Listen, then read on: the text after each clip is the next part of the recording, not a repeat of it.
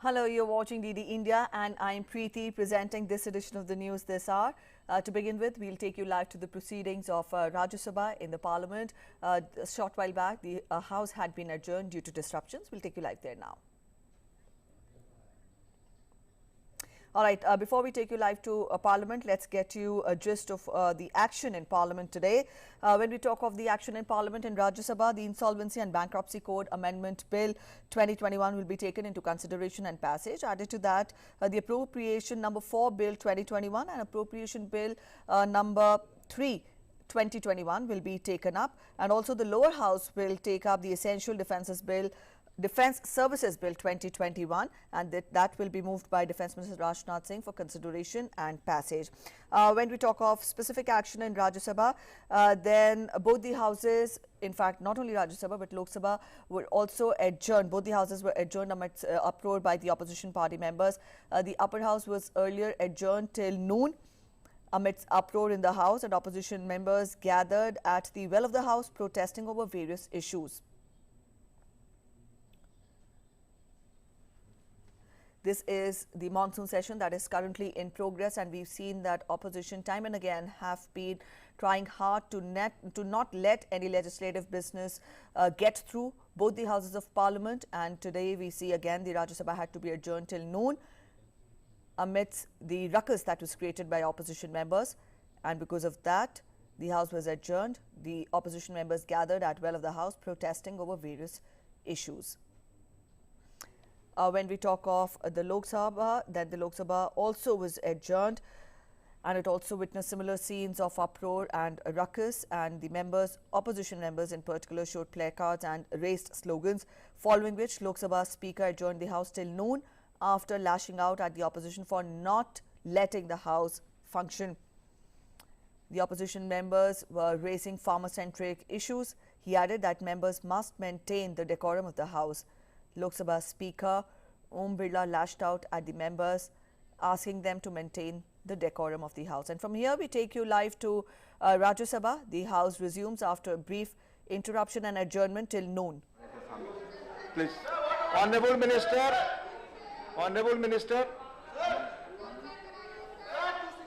Manni Mantri, please, first question. Question hour माननीय सदस्यगण, question hour आपका आवर है, आप अपनी सीटों पे जाएं। माननीय उपसभापति जी, प्रश्न के उत्तर में माननीय मंत्री जी ने जवाब ये दिया कि उत्तर प्रदेश को केंद्रीय और केंद्र द्वारा प्रायोजित विभिन्न योजनाओं के तहत 2020-21 में लगभग 1,40,500 सवाल और जवाब रिकॉर्ड पे जा रहे हैं। सर, मैं केंद्र सरकार के द्वारा उत्तर प्रदेश को 19-20 के तुलना में वर्ष 20-21 में लगभग 40,000 करोड़ अधिक मिल चुका है। इसके लिए मैं माननीय प्रधानमंत्री जी को, श्री नरेंद्र मोदी जी को धन्यवाद देना चाहता हूं, और माननीय मुख्यमंत्री योगी जी को भी बधाई देना चाहता हूं इतने बड़े पैमाने पर इन राशि को उपलब्ध करने के लिए। मेरा सप्लीमेंट्री है सर, पहला सप्लीमेंट्री मैं माननीय मंत्री जी से जानना चाहता हूं कि उत्तर प्रदेश में कोरोना के साल में 2021-22 में कोरोना से लड़ने के लिए जो माननीय प्रधानमंत्री जी ने प्रधानमंत्री गरीब कल्याण योजना का जो घोषणा किया था, तो उस प्रधानमंत्री गरीब कल्याण योजना के तहत क्या क्या सहायता उत्तर प्रदेश को दिया गया, ये माननीय मंत्री जी से मेरा प्रश्न है। धन्यवाद। धन्यवाद सभापति महोदय। माननीय सदस्य ने बहुत ही अच्छा प्रश्न उठाया है। प्रधानमंत्री गरीब कल्याण योजना पैकेज के तहत पूरे देश में सहायता देने का कार्य किया गया, लेकिन माननीय सदस्य ने उत्तर प्रदेश का प्रश्न किया है। मैं बताना चाहता हूं कि प्रधानमंत्री गरीब कल्याण अन्न योजना के तहत 56,16,000 मीट्रिक टन अनाज 14 करोड़ 20 लाख लाभार्थियों को वितरित किया गया। प्रधानमंत्री उज्ज्वला योजना के तहत 2 करोड़ 71 लाख एलपीजी प्रधानमंत्री जन धन योजना के तहत लगभग 3 करोड़ 18 लाख खातों में लगभग 4,772 करोड़ रुपए डाले गए। राष्ट्रीय सामाजिक सहायता कार्यक्रम के तहत के अंतर्गत लगभग 52,57,000 लाभार्थियों को 525 करोड़ रुपया दिए गए। कर्मचारी भविष्य निधि के अंतर्गत लगभग 2,30,000 से ज्यादा कर्मचारियों को लगभग 157 करोड़ रुपए की मदद दी गई। प्रधानमंत्री गरीब कल्याण अन्न योजना दलहन के तहत 2,70,000 मीट्रिक टन दलहन लगभग 3 करोड़ 34 लाख लाभार्थियों को वितरित किया गया। भवन और निर्माण श्रमिक कल्याण कोष के तहत लगभग 18,25,000 लाभार्थियों को कुल लगभग 353 करोड़ रुपए जारी किए गए। जिला खनिज के तहत 46 लाख रुपए को उत्तर प्रदेश को दिया गया। दूसरा सप्लीमेंट्री। सर, इतनी बड़ी मात्रा में उत्तर प्रदेश की सहायता करने के लिए मैं माननीय प्रधानमंत्री को फिर एक बार धन्यवाद देता हूं। और मेरा दूसरा सप्लीमेंट्री सर, पिछले साल कोरोना काल में कोविड महामारी से लड़ने के लिए उत्तर प्रदेश सरकार को, उत्तर प्रदेश की जनता को केंद्र सरकार किस प्रकार सहायता किया है, मैं इसके बारे में माननीय मंत्री जी से जानकारी लेना चाहता हूं। धन्यवाद। माननीय मंत्री महोदय, कोविड महामारी से आज पूरा दुनिया जूझ रहा है, लेकिन भारत में हमारे प्रधानमंत्री जी ने उससे लड़ने के तमाम उपाय किए हैं। कोविड-19 में भारत सरकार द्वारा उत्तर प्रदेश राज्य को सभी प्रकार की सहायता की गई है।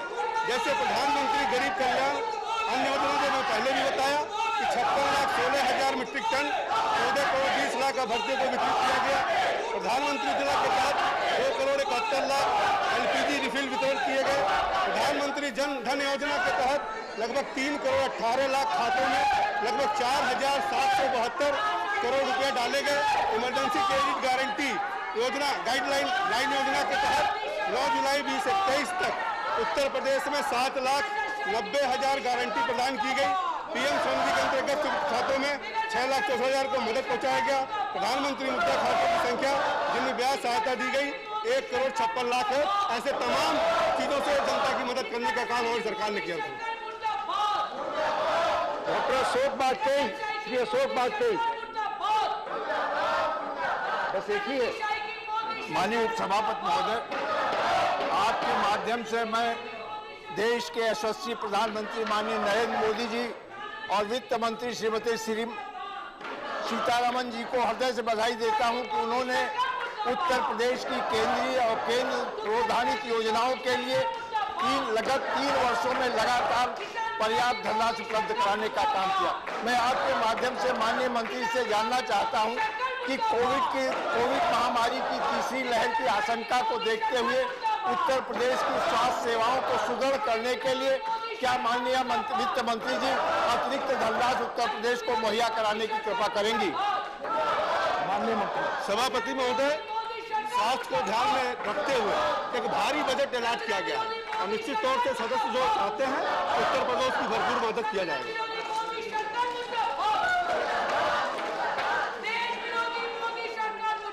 Question number 152, question number Shri Vinay Vishwam ji,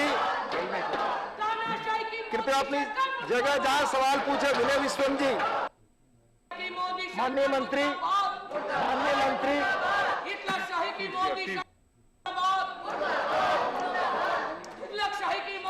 question doctor M Thambidurai, Thank you very much, sir. I want to know from the Health Minister. First of all, I appreciate Honorable Prime Minister Modi ji has taken very seriously health care of this country. Yeah, lot of funds for the program under the Ayush Pradhan Mantri Arogya Yojana. Lakhs of crores of rupees allocated for the welfare of the people. I am appreciating that. At the same time, I want to know from the Honorable Minister, the allocations made for Tamil Nadu somewhat less. Once we have got more fund also once, especially 2021, 19, 20, this period, our ADMK government was in the power. honorable former Chief Minister Edappadi Palaniswamy has taken lot of efforts in the healthcare along with the help of the central government. Therefore, I want to know from the honorable minister, as Prime Minister expecting to do lot of things for this country, whether you will be brief in your question or Tamil Nadu healthcare program. Thank you. Answer.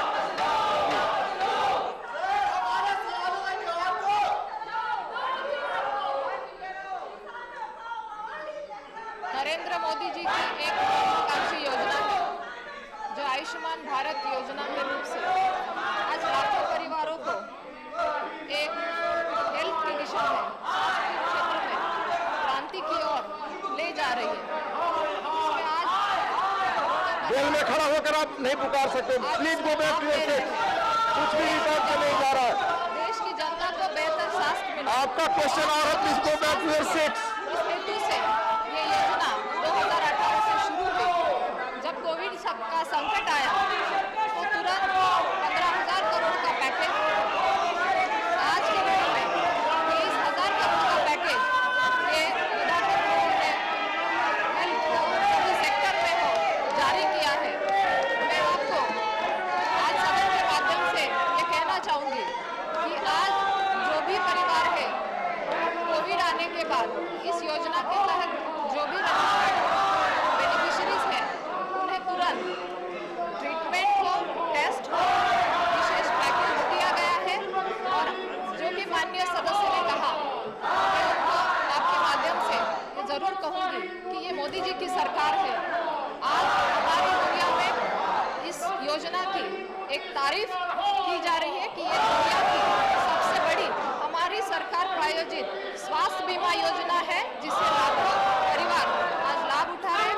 मैं आपके माध्यम से माननीय सदस्य महोदय को आश्वस्त करती हूँ कि जरूर इस पैकेज में जो भी आप एलोकेशन की डिमांड कर रहे हैं वो मिला भी है और भी मिलेगा।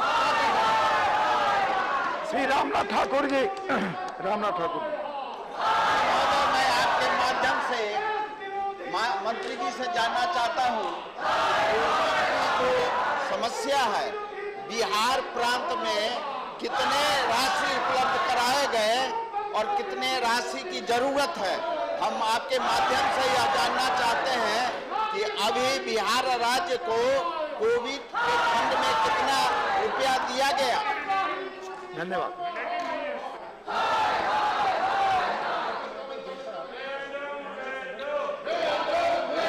उपस्थित किया है कि कोविड महामारी के लिए बिहार को कितनी राशि उपलब्ध कराई है। अध्यक्ष महोदय, मैं आपके माध्यम से माननीय सदस्यों को ये बताना चाहूँगा कि सभी देश में कोविड क्राइसिस स्टार्ट होने से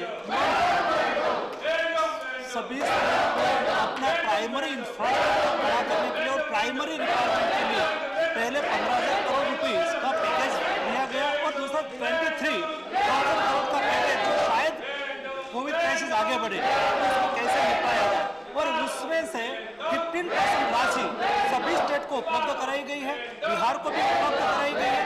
कोई भी स्टेट में कोविड क्राइसिस के लिए या तो कोविड के सामने लड़ने के लिए जो भी प्राइमरी इंफ्रास्ट्रक्चर की आवश्यकता है, सुविधा की आवश्यकता है, ये सुविधा वहाँ मिल रहे, उसके लिए भारत सरकार की ओर से प्रयास हो रहा है।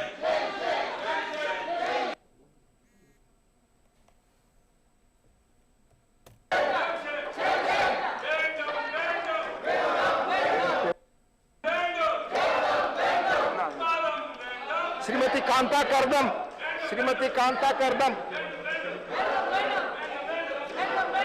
श्रीमती कांता करदम, प्लीज। आपका माइक ऑन नहीं, आगे का माइक ऑन है, आप अपनी जगह पर हैं। कांता करदम लोग ले सकें, इसके लिए सरकार क्या क्या प्रयास कर रही है और उत्तर प्रदेश के कितने लोगों को इसका लाभ मिला है।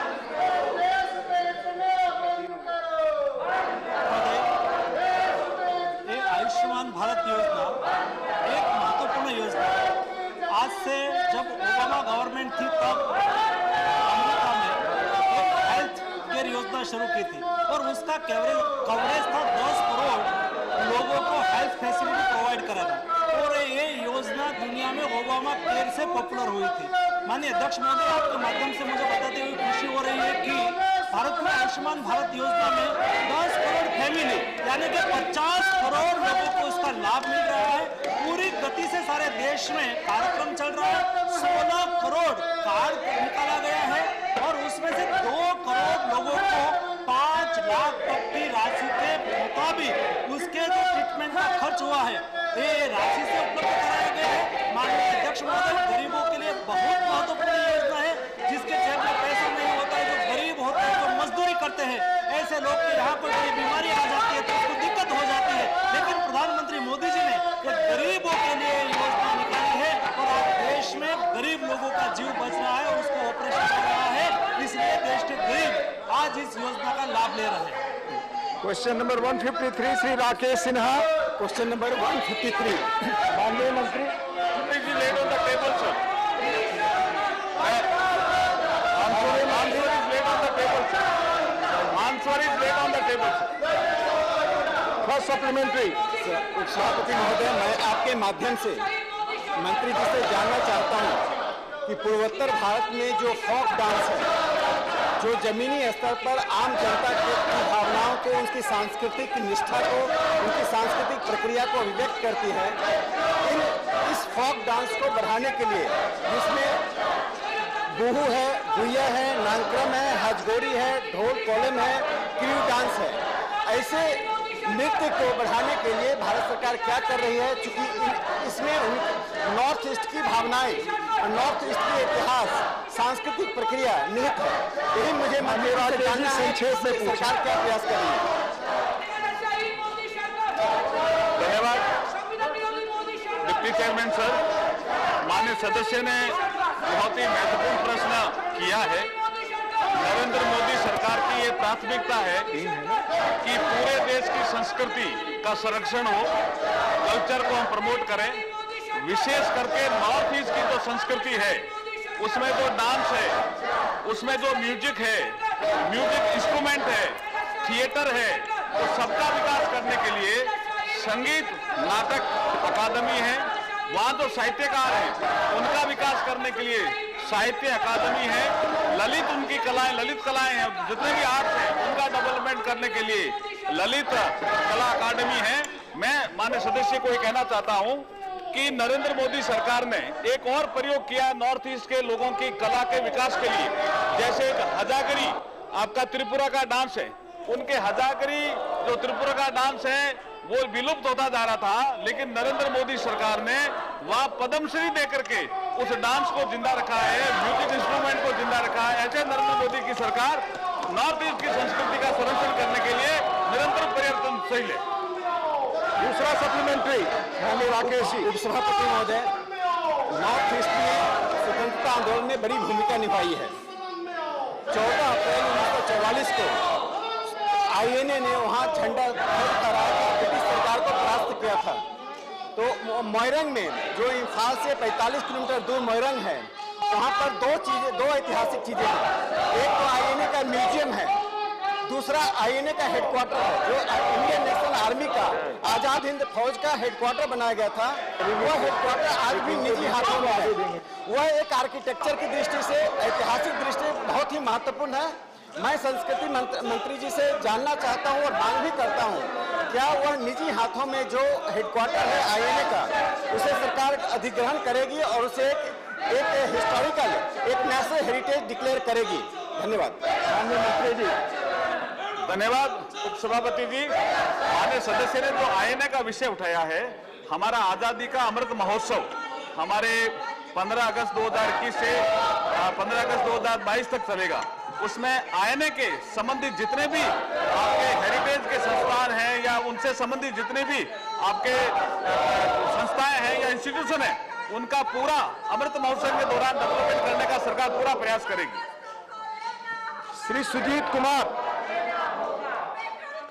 चेयरमैन सर, ओडिशा में केबीके डिस्ट्रिक्ट हैं जो ट्राइबल डोमिनेटेड है और जहाँ पे आदिवासियों का जनसंख्या सबसे ज्यादा है। उनका एक unique culture, dance, folklore, music है sir. So I would like to know from the government, is the government planning to set up a dedicated center to promote this unique culture, dance and painting and folklore. Thank you. Sir, संबंधित इलाकों में हमारा एक the centre for cultural resources and training centre होता है, एक cultural zone भी होता है।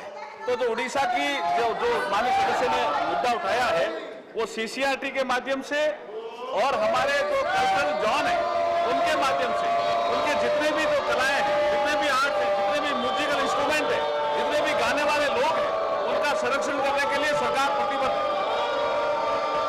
श्री कामाख्या तासा। थैंक यू चेयरमैन सर, आपने बोलने का पूछने का मौका दिया। मैं मंत्री जी से धन्यवाद देता हूँ। क्या वो विस्तृत रूप से आंसर दिया है और आर.के. सिन्हा जी भी पूछा है। मैं ये जानना चाहता हूँ मंत्री जी से, जितना left out caste and tribe से जिसका एथनिक कल्चर से उसको प्रोटेक्शन करने के लिए और कुछ स्कीम्स है तो क्या है? और दूसरा सर, ऑल इंडिया में इसको प्रचार करने के लिए मिनिस्ट्री ऑफ कल्चर क्या व्यवस्था लिया है, ये विस्तृत रूप से जानने के लिए मैं आग्रह करता हूँ। माननीय मंत्री जी। डिप्टी चेयरमैन सर, जो माननीय सदस्य ने प्रश्न किया वो नॉर्थ ईस्ट से संबंधित ही है। मैंने जैसे पहले जिक्र किया कि नॉर्थ ईस्ट में हमारे गुवाहाटी में भी सेंटर है और सीसीआरटी का सेंटर भी है और हमारे एक जवाहरलाल नेहरू में मणिपुर डांस अकेडमी भी है और उसके बाद हमारे दीमापुर में north east zonal cultural centre भी है कलकत्ता में। इस तरह के सब जो सेंटर हैं उनके माध्यम से असम में और नॉर्थ ईस्ट में जो हमारा फोक डांस है, जो हमारा थिएटर है, जो हमारे जो कलाकार हैं, उनकी आमदनी भी बढ़े और उनकी कला जीवित रहे, उसके लिए नरेंद्र मोदी सरकार हर संभव प्रयास कर रही है। धन्यवाद। Shri Bhubaneswar Kalita. Sir, the Honorable Minister has replied that the Department of Culture implements the scheme of scholarship and fellowship for promotion of arts culture and in 3 components. Award of scholarship to young artists in different cultural fields, award of senior junior fellowships to outstanding persons in the fields of culture, award of Tagore National Fellowship for cultural research in the northeastern region. Sir, I want to know from the minister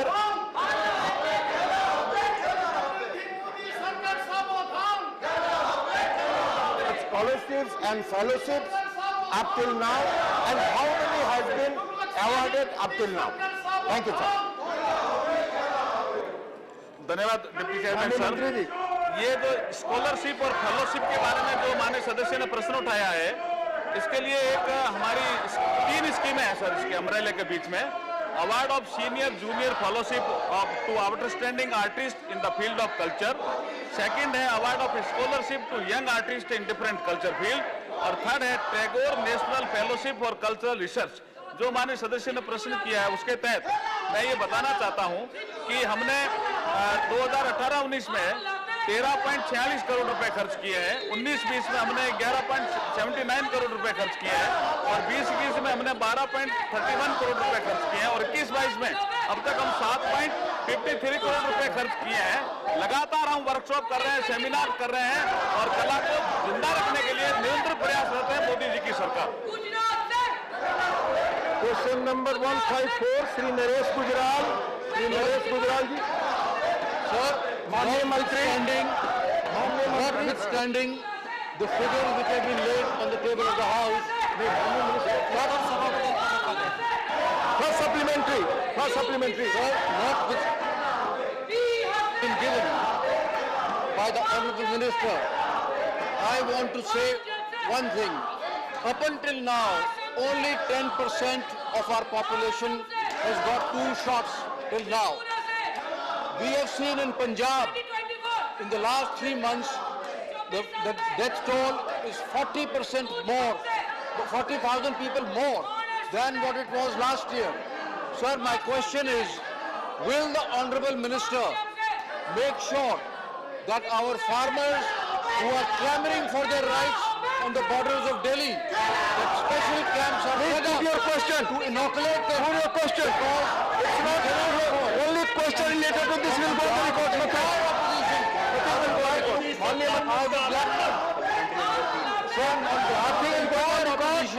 are supposed to ask the government to withdraw these draconian laws. माननीय मंत्री आप जवाब दें। ये question है, इससे संबंधित question पूछेंगे, उसी का जवाब दे सकते हैं, बाकी चीजों के। Thank you. I move to 15 Shri Sushil Kumar Modi. आप सभापति महोदय, मैं माननीय मंत्री से जानना चाहता हूं कि वैक्सीन के लिए 25% का कोटा प्राइवेट हॉस्पिटल्स के लिए अलॉट किया गया है, तो मैं माननीय मंत्री से जानना चाहता हूं कि 25% कोटा कितना उनको दिया गया, कितना यूज किया गया, और क्या सरकार इस कोटे को कम करने पर विचार कर रही है क्या? क्योंकि वो खर्च नहीं कर पा रहे हैं, इसलिए जो बचा हुआ कोटा है क्या राज्यों को देने के बारे में सरकार विचार कर रही है क्या? माननीय अध्यक्ष महोदय, वैक्सीन भारत सरकार सरकारी वैक्सीनेशन सेंटर से फ्री में वैक्सीन दे रही है। उसके अलावा जो कंपनी वैक्सीन प्रोडक्शन करेंगे उसमें से 75% गवर्नमेंट करेगी और गवर्नमेंट फ्री वैक्सीनेशन करेगी, और उसमें से 25% वो प्राइवेट हॉस्पिटल खरीद करेगी, और प्राइवेट हॉस्पिटल अपनी फीस लेके वो प्राइवेट और कोई देश का नागरिक खर्च करके वैक्सीन लेना चाहे तो वैक्सीन ले सकते हैं। उसके तहत हमने एक महीने में देखा प्राइवेट जो 25% की खपत नहीं हो रही थी 7 से 9%, केवल कंपनी से प्राइवेट हॉस्पिटल में ऊपर हमने तय किया है कि प्राइवेट हॉस्पिटल के द्वारा खपत ना हो तो वो सरकारी कोटा में दिया जाए। सरकार ने सभी कंपनियों को बता दिया है और सरकार उससे ले रही है और देश के नागरिकों को वैक्सीनेशन लगा रही है। इसलिए प्राइवेट कोटा में ही 25% देना जरूरी नहीं है। जो प्राइवेट से हॉस्पिटल खरीदे इतना प्राइवेट में ले, बाकी सरकार उससे सप्लाई ले रही है, इसलिए वैक्सीनेशन अच्छी तरह से चल रहा है। Shri Amar Patnaik ji. Thank you, sir. Sir, it has already been said by the World Bank and the IMF that the best economic policy currently is the health policy, and in health policy, the paramount importance in vaccine policy. Honorable Chief Minister of Orissa, Sri Naveen Patnaik, has already relied a lot of importance on the vaccine policy, and therefore, I think the House will be very happy to learn that Bhubaneswar is the first city in the entire country which has vaccinated its entire population. That is because of the supply of vaccines. Honorable Chief Minister has said that if we are given 3 lakh vaccines per day also, we will be able to administer. Therefore, I would like to know from Honorable Minister that in the vaccine policy, whether they have factored in 2 important things. One, what is the rollout plan for 12 to 18 years?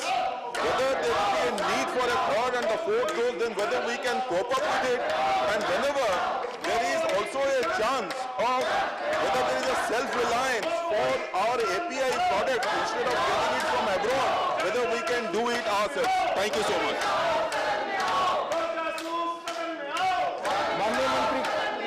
माननीय अध्यक्ष महोदय, मोदी सरकार का लक्ष्य है कि जल्दी से जल्दी देश के 80 एवं सभी नागरिकों को वैक्सीनेशन हो जाए, और इसके लिए हम लगातार कोशिश कर रहे हैं, लगातार कंपनियों के साथ बातचीत कर रहे हैं। माननीय अध्यक्ष महोदय, मैं आपके माध्यम से सदन को देश को बताना चाहूँगा, हिंदुस्तान में पहली बार हुआ है।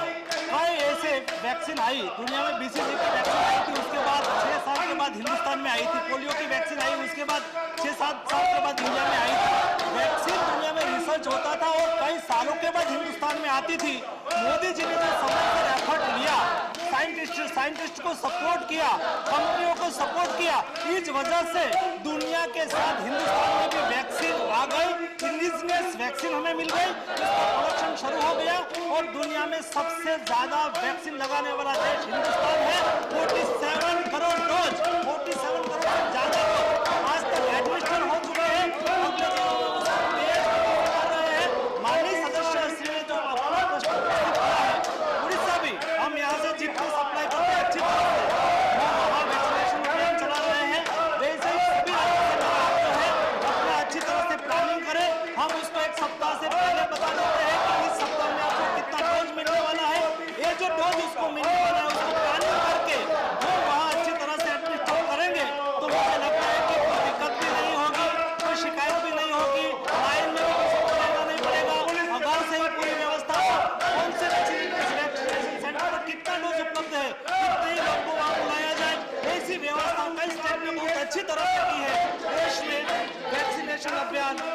अच्छी तरह से चल रहा है और अगले दिनों में इससे भी अच्छी तरह से चलाने की कोशिश हम कर रहे हैं माननीय अध्यक्ष महोदय। और मैं आपके माध्यम से सदन को आश्वस्त करना चाहता हूँ कि देश के 80 करोड़ सभी नागरिकों को जल्दी से जल्दी वैक्सीनेशन लग जाए। श्री शिव प्रताप शुक्ल जी।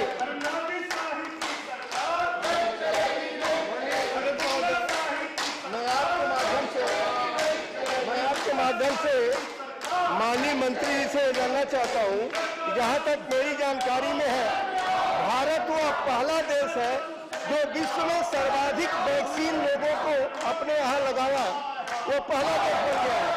उसके बावजूद भी वैक्सीन की गति तेज होते हुए भी मैं माननीय मंत्री जी से जानना चाहूँगा कि क्या और अधिक कंपनियों से भी करार कर करके वैक्सीन मंगा करके त्वरित गति से भारत के लोगों को माननीय मंत्री जी। वर्तमान समय में भारत बायोटेक और इंस्टीट्यूट दो कंपनी हमें वैक्सीन उपलब्ध करवा रही है। स्पुतनिक का वैक्सीन भी हमें यहाँ उपलब्ध भी हो गया है और यहाँ बनना शुरू भी हो गया है। अगले दिनों में बायोलॉजिकल इवेंट्स कंपनी मार्केट में आ रही है। जाइडस कैडिला कंपनी का इमरजेंसी ऑथराइजेशन के लिए उन्होंने अप्लाई कर दिया है। जल्द से जल्द उसको भी emergency use authorisation expert committee का ओपिनियन के बाद मिल जाएगा। और नोवावैक्स कंपनी भी अगले दिनों में मार्केट में आ रही है। इंडिया की दूसरी 4 कंपनी, 2 कंपनी वैक्सीन ऑलरेडी बनाना शुरू कर दिया है, 1 कंपनी वैक्सीन बनाने होने के तुरंत ही आ रही है। और अगले दिनों में हमारी अपेक्षा है कि अक्टूबर-नवंबर तक और इंडिया की 4 कंपनी यहाँ इंडिजिनियस वैक्सीन बनाएंगे और देश की जरूरियात को पूरी करेंगे।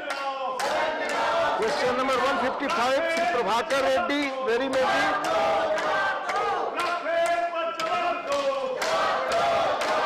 सर 155 माननीय मंत्री। Sir, the answer is made on the table of the House. First supplementary. Sir, I would like to know from the Honorable Minister whether it is true that Ministry is going to waive out interstate transmission charges if energy is supplied through battery storage energy system. If so, what extent this will benefit the end consumer? माननीय मंत्री जी आपका जवाब। Sir, I would like to confirm that we propose to waive the interstate transmission charges for all green energy, including the storage. That means the energy which is stored in a lithium-ion battery and thereafter used again as green energy, the interstate transmission charges will be waived for that. That is a decision which we have taken.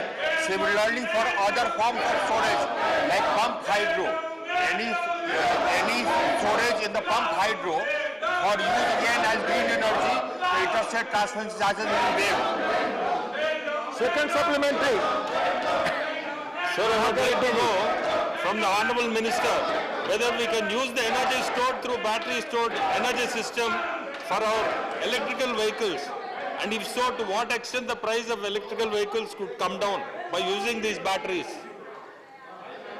Sir, right now, all electrical vehicles use the lithium-ion batteries, and in fact, the electrical vehicles are run on battery power. Now, presently the cost of the battery is high. It is almost about $270 per kilowatt hour. So the battery charges are high, but the prices are coming down, and hopefully the prices will come down. And as the prices come down, the price of the electrical cars and electrical vehicles will also come down. No supplementary. Question number 156 Shri प्रसन्न आचार्य जी। श्री प्रसन्न आचार्य जी। Question number 156। माननीय मंत्री। माननीय विजय साहब। Supplementary.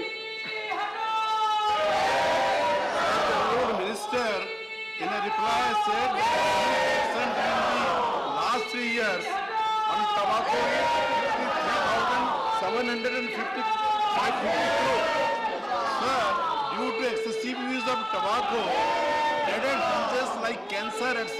is increasing in this country, and in that health sector more money is spent by the government.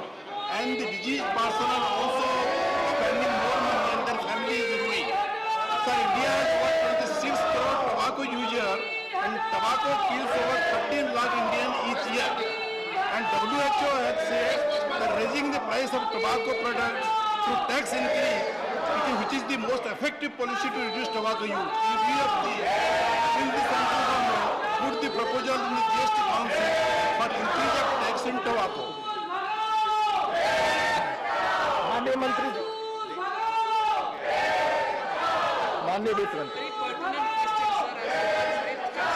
माननीय वित्त मंत्री, and members suggested that the WHO and many other organizations have asked for raising the cost of the price of tobacco-related items in the GST Council.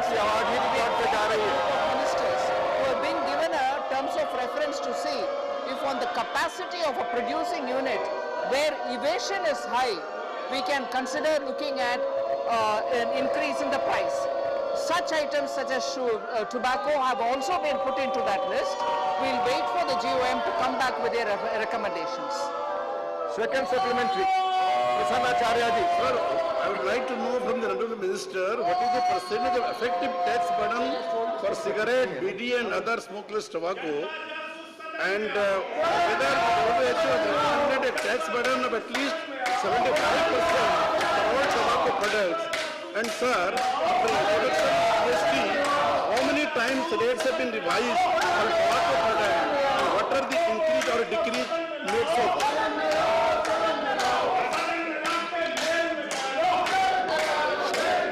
Sir, on tobacco-related products, whether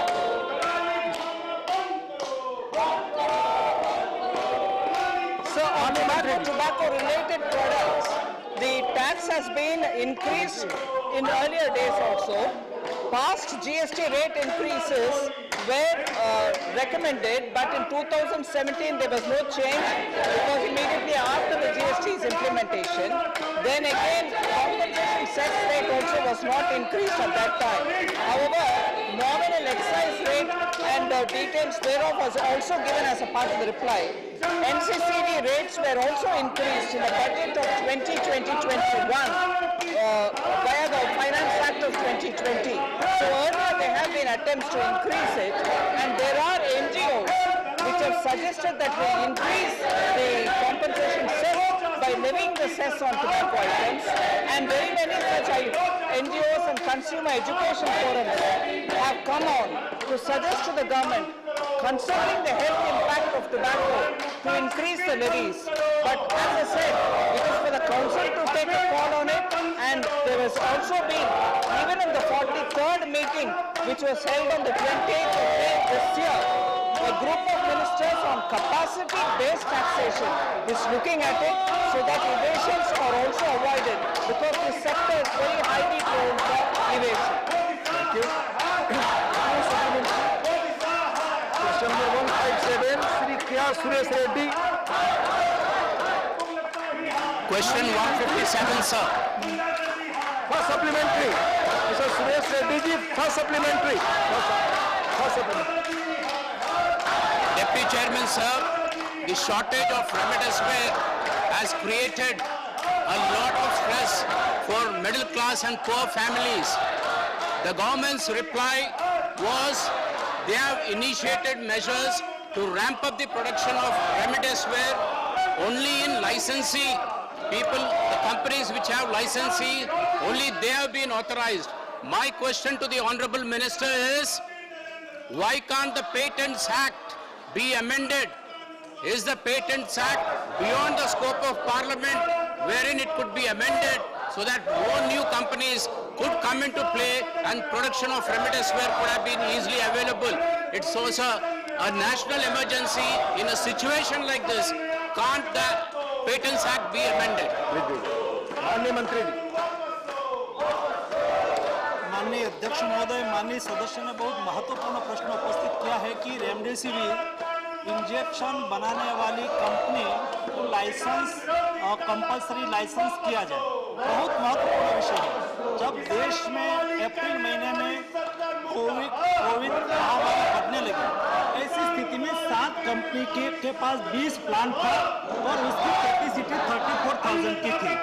और जैसे हमने Covid का case बढ़ने लगा, कंपनियों के साथ बातचीत की और कंपनी को प्रोडक्शन बढ़ाने के लिए हमने कहा।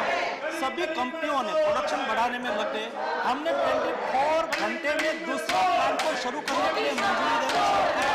1-1.5 महीने में 20 प्लांट का 20 प्लांट से 62 प्लांट हो गया और 34,000 की कैपेसिटी थी वो बढ़के 3,25,000 की कैपेसिटी हो गया और देश में प्रोडक्शन होना चालू हो गया। एक बात। दूसरी बात, माननीय सदस्य ने कहा कि क्या हम ना कर सकते हैं? माननीय अध्यक्ष महोदय, इश्यू नहीं था, इश्यू था प्रोडक्शन का रॉ मटेरियल। हम शायद कोई पेटेंट को वेव कर दे तो क्या रातों रात वो देश में प्रोडक्शन हो जाएगा? जी नहीं, क्योंकि उसके लिए जो रॉ मटेरियल है वो भी पेटेंटेड होता है और रॉ मटेरियल को इंडिया में सब बनता है, ऐसा नहीं है। कई रॉ मटेरियल में इम्पोर्ट करना पड़ता है। बीडीसी करके एक रॉ मटेरियल था जो इंडियन कंपनी के पास था। हमारा विदेश मंत्री ने अमेरिका के साथ बातचीत करके इंडियन कंपनी को कहा कि हमें रॉ मटेरियल की रिक्वायरमेंट है, एपीआई की रिक्वायरमेंट है। उन्होंने हमें वहां से रॉ मटेरियल प्रोवाइड किया तब जाकर मैन्युफैक्चरिंग बढ़ा सके। इसलिए एक भ्रम फैलाया जा रहा था कि क्या हम पेटेंट को तोड़ दें। सर, पेटेंट को तोड़ देने से कोई मतलब नहीं होता है। मेरा उसमें सबमिशन ये है, ये जो 7 कंपनी ने पेटेंट के पार्ट्स बनाने के लिए वो भी फ्री लाइसेंसिंग था। उन्होंने यहाँ से कोई रॉयल्टी नहीं दी। इंडियन 7 कंपनी को उन्होंने मैन्युफैक्चरिंग के लिए फ्री लाइसेंस दिया है। इसलिए कंपनी टू कंपनी और कंट्री टू कंट्री रिलेशनशिप होती है और इसलिए फायदा होता तो हम पेटेंट को ब्रेक करने के लिए भी तैयार थे, लेकिन उससे कोई रिजल्ट नहीं मिला। माननीय मंत्री जी, briefly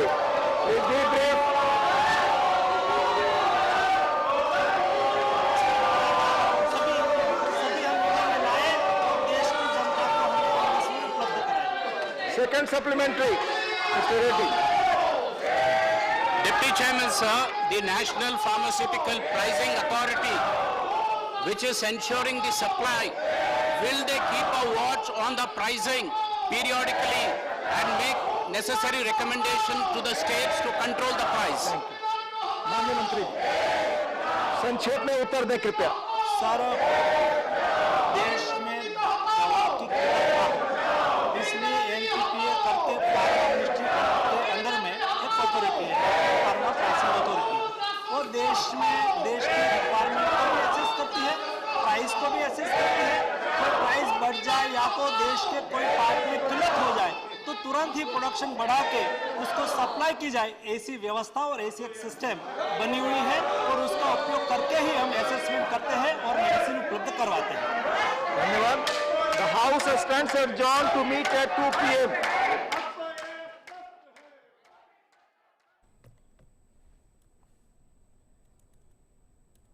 So that was Rajya Sabha, which continued the proceedings amidst noises and ruckus created by the opposition members. And the question hour was in progress, and the House has been adjourned till 2 p.m. And when we talk of the issues which were taken up in the Parliament, it was the question hour that was running in the Rajya Sabha, the upper house of the Parliament, and the opposition tried, they were hell bent on trying to disrupt the proceedings, but due to the resolve of the deputy chairman there, the House continued the proceedings and the question hour was in progress. And the House earlier in the day, it was briefly adjourned till noon because of the ruckus and the noises created by the opposition. And the opposition, after the House resumed at noon, they still tried to disrupt the House. They showed placards. They tried to disrupt the House by creating noise, by creating ruckus, by raising slogans. But at the same time, the House continued the proceedings. The question hour went in progress. It was progress, and a number of issues were taken up. And the Garib Kalyan Yojana, the progress of the Yojana in Uttar Pradesh, and also Pradhan Mantri Jan Dhan Yojana, and also the India's fight against COVID-19. There were some of the issues that were taken through the questions that were asked by the members to the respective ministers. And from here, we take you live to the other engagement of the Prime Minister, and he is interacting